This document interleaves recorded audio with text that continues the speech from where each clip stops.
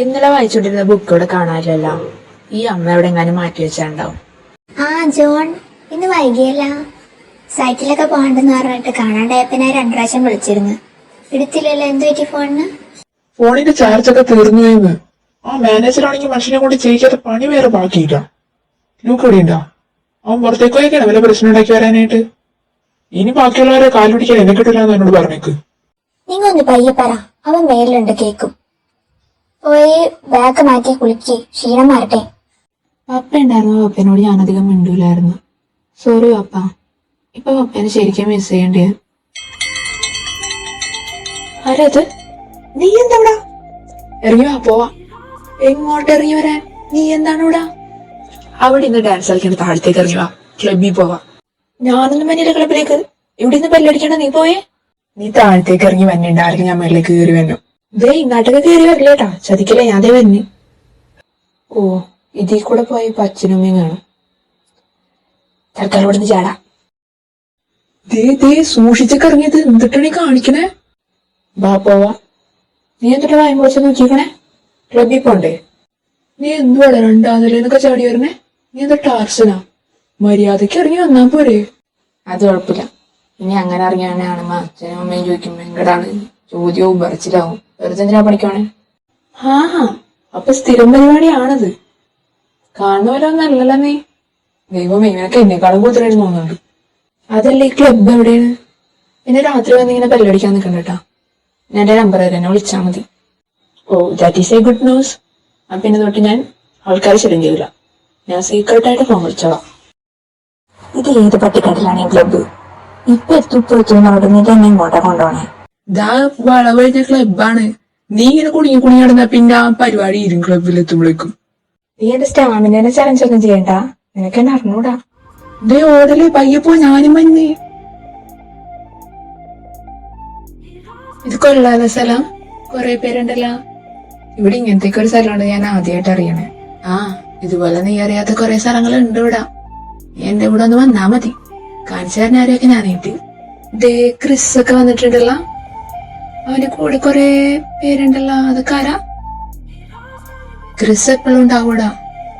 അവനധികം നോക്കാൻ നിക്കണ്ട. അതല്ല, അവന്റെ കൂടെ നിക്കണ പെൺകൊച്ചാരാ? അവന്റെ ഗേൾഫ്രണ്ട് ആണോ? അതാ ഞാൻ പറഞ്ഞ അധികം അങ്ങോട്ടേക്ക് നോക്കാൻ നിക്കണ്ടാന്ന്. കൊറേ ഗേൾഫ്രണ്ട്സിനെ കാണാൻ പറ്റും. അവൻ ഓരോ ദിവസം ഓരോ ഗേൾഫ്രണ്ട്സ് ആണ്. അവനെ കാണുന്ന പോലെ അല്ലട്ടോ. എന്തൊരു വ്യത്യാസം. അവൻ പ്ലേ ബോയ് ആണല്ലേ. അവനെ ഞാൻ ചെറുപ്പത്തിൽ തൊട്ട് കാണണേന്. അവൻ ഇതുവരെ ആരെയും സ്നേഹിച്ച് ഞാൻ കണ്ടിട്ടില്ല. ഇതുമാതിരി ഇവിടെ വരുമ്പോ കുറെ ആൾക്കാരെ കാണാറുണ്ട് അവന്റെ കൂടെ. അങ്ങനെ കുറെ വലിയ ആൾക്കാരായിട്ടൊക്കെ അവന് ബന്ധമുണ്ട്. നമ്മുടെ കോളേജിൽ തന്നെ പകുതി മുക്കാ പെണ്ണുങ്ങൾക്ക് അവൻ അറിയാം. ഇപ്പൊ 2 ദിവസമായിട്ട് ഒരു പെൺകൊച്ച അവന്റെ കൂടെ കിടക്കണ്ട. എപ്പോഴും വീട്ടിലൊക്കെ കൊണ്ടുവരാറുണ്ട്. നമ്മുടെ ഇവിടെ തന്നെയുള്ള ഏതൊരു വലിയ ലോയറിന്റെ മോളാണെന്ന് പറഞ്ഞത്. അവനിങ്ങനെ ഒന്നും അല്ലായിരുന്നു ശരിക്കും. പണ്ടൊക്കെ എന്ത് കാര്യം വരുന്നെന്ന് അറിയൂ. ഇപ്പൊ അവനെ കാണാൻ പോലും കിട്ടാറില്ല. അവന് പൈസ ഉണ്ടാക്കണം എന്നൊരു ഒറ്റ വിചാരം മാത്രമേ ഉള്ളൂ. ഇപ്പൊ അതിനുവേണ്ടി അവൻ എന്തും ചെയ്യും. പൈസ ഇപ്പൊ ആർക്ക് ആവശ്യമില്ലാത്ത? എനിക്കും അറിയില്ലായിരുന്നില്ല. ഞാൻ നിങ്ങൾ പോലെയൊക്കെ തന്നെ അങ്ങനെ. എന്റെ വീട്ടില് ജോൺ എന്ന് പറഞ്ഞ ഒരാൾ താമസിക്കുന്നുണ്ട്. എന്റെ അമ്മയുടെ ഭർത്താവ്. അങ്ങനെ ഇതുവരെ എന്റെ മകനായിട്ടൊന്നും അംഗീകരിച്ചിട്ടൊന്നുമില്ല. ആ വീട്ടിൽ നിന്ന് എങ്ങനെയെങ്കിലും രക്ഷപ്പെട്ടാൽ മതിയെന്ന് എനിക്ക്. എന്റെ അമ്മയുടെ ആലോചിച്ച് മാത്രമേ ഞാൻ അവിടെ താമസിക്കണേ. ഓ, ഇത് എന്തൊരു തലവേദനയാണ്. ഇന്നലെ ഞാൻ രാത്രി എപ്പോഴാ വന്നേ? തലവേദനിട്ടും പാടില്ലല്ലോ. ലൂക്ക, ഇന്നലെ രാത്രി നീ ഞങ്ങളെ അറിയാണ്ട് ഇവിടെ പോയേക്കായിരുന്നു. ഇന്നലെ ഏത് കോലത്തിലാണ് രാത്രി കയറി വന്നെന്നെങ്കിലും ഓർമ്മയില്ല. ഇതെങ്ങാനും പപ്പ കണ്ടിരുന്നെങ്കിൽ? എന്ത് പറഞ്ഞാലും പപ്പ അങ്ങേരായിട്ട് പപ്പയൊന്നല്ല ശരിക്കും. നിങ്ങൾ കല്യാണം കഴിച്ചിട്ടില്ല. അങ്ങനെ എന്നെ മോനായിട്ട് അംഗീകരിച്ചിട്ടുമില്ല. അമ്മ അമ്മയുടെ ഇഷ്ടത്തിന് ജീവിക്കാനില്ലേ, അതുപോലെ ഞാനും എന്റെ ഇഷ്ടത്തിന് ജീവിക്കാൻ പോവാ. ലൂക്ക, നിനക്ക് എന്താ പറ്റിയേ? നീ എന്നോട് ഇങ്ങനെ ഒന്നും സംസാരിച്ചിട്ടില്ലല്ലോ. എല്ലാ നശിഞ്ഞ പിള്ളേരുടെ കൂട്ടുകാരനാ. മിസ്റ്റർ ജോൺ അമ്മയുടെ കൂടെ ജീവിക്കാൻ തുടങ്ങിയിട്ട് ഞാനൊന്നും പറഞ്ഞിട്ടില്ല. ഞാൻ ഇങ്ങനെ ജീവിക്കണേ ഇവിടെ ഇത് നിങ്ങൾ അന്വേഷിച്ചിട്ടുമില്ല. അതുപോലെ തന്നെ എന്റെ ഫ്രണ്ട്സിനെ പറ്റി നിങ്ങൾ അന്വേഷിക്കാൻ വേണ്ട. ഞാൻ പോണു.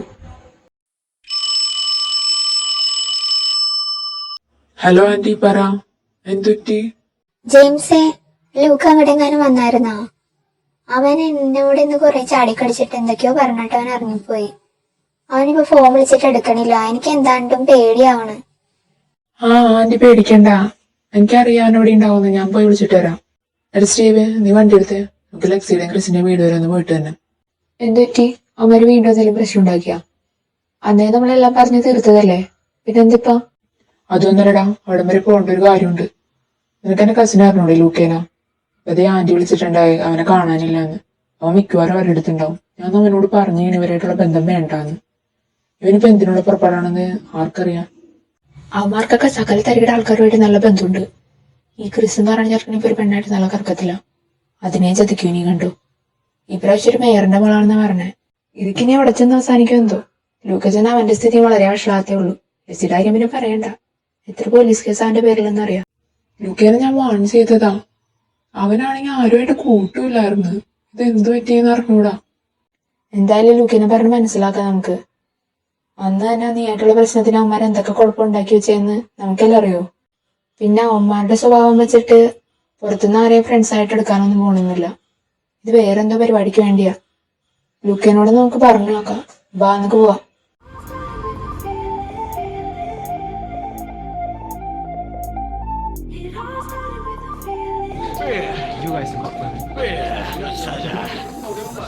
എടാ ലൂക്കെ, ഒന്ന് നിന്ന് എനിക്കൊരു കാര്യം പറയാനുണ്ട്. ലൂക്ക, നിനക്ക് ഇവനെ അറിയോ? ഇത് ജെയിംസ്, എന്റെ കസിനാണ്. എന്നാ നിങ്ങൾ സംസാരിക്കുക, ഞാൻ അവിടെ ഉണ്ടാവും. നീ എന്താ അമ്മയായിട്ട് മഴക്കിട്ട് പോയെന്ന് പറഞ്ഞേ? അമ്മ പേടിച്ചിരിക്കാണ്. ഇവന്മാരായിട്ടൊന്ന് കമ്പനി വേണ്ട, ഞാൻ പറഞ്ഞല്ലേ. വാ, നമുക്ക് തിരിച്ചു പോവാം. ജെയിംസ്, നീ എന്താ അമ്മേനെ പോലെ സംസാരിക്കണേ? ഞാൻ ഒന്നിലും രണ്ടിലും പഠിക്കുന്ന കൊച്ചൊന്നല്ല. നീ പുറത്തിറങ്ങി പെരുമാറാനുള്ള പക്വതയൊക്കെയായി. അതല്ല ലൂക്ക റീസൺ.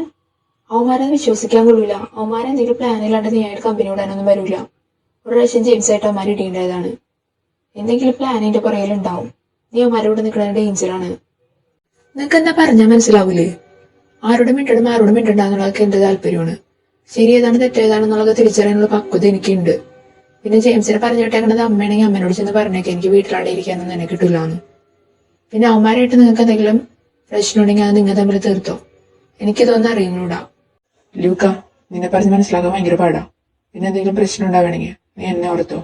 ഞാൻ എന്നും നിന്റെ കൂടെ ഉണ്ടാവും. പിന്നെ ബാക്കിയുള്ളവർ പറയണമെന്ന് വിശ്വസിക്കരുത്. നിനക്ക് എന്താണ് ശരിയെന്ന് തോന്നുന്നത് മാത്രം ചെയ്താൽ മതി. ഞാൻ പോണു. അവരിത്ര വട്ടത്ത് പോയാ? ചുമ്മാന്നാണോ? അവര് പോയി. നിങ്ങക്ക് ജെയിംസിനെ അറിയോ? പിന്നെ അറിയോന്നാ, അവൻ ഞങ്ങൾ തമ്മിൽ സ്കൂളിൽ വെച്ചൊരു ഡീനായിട്ടുണ്ട്. അയച്ചെന്ന് അവസാനിച്ച ട്രാൻസ്ഫറിലൊക്കെയാണ്. പിന്നെ കാണാതിട്ടില്ല. നീ അവന്റെ അനിയനായിരുന്നല്ലേ? അയാൾ നിന്റെ ചേട്ടനൊരു കില്ലാടി തന്നെയാണ്. നിങ്ങൾ തമ്മിൽ എന്താ പ്രശ്നം ഉണ്ടായേ? ജെയിംസ് അങ്ങനെ ഇടാൻ പോണ ടൈപ്പൊന്നല്ല. അല്ല, നിങ്ങക്ക് പറയണമെങ്കിൽ പറഞ്ഞാൽ മതി. എന്ത് പറയണെങ്കില് ഞങ്ങൾക്കൊരു കുഴപ്പമൊന്നുമില്ല നിന്നോട് പറയണേല്. ഞാൻ കാരണമാണ് ഇടിയുണ്ടായത്. എനിക്കറിയാലോ, ഞാൻ ഗേൾസായിട്ട് നല്ല കമ്പനിയാണ്. എന്റെ ക്ലാസ്സിലൊരു പഠിപ്പുണ്ടായിരുന്നു. ഞാൻ ചെന്ന ആ കൊച്ചിനോട് ഇഷ്ടമാണെന്ന് പറഞ്ഞു. ആ കൊച്ചിനോട് എസ് പറഞ്ഞു.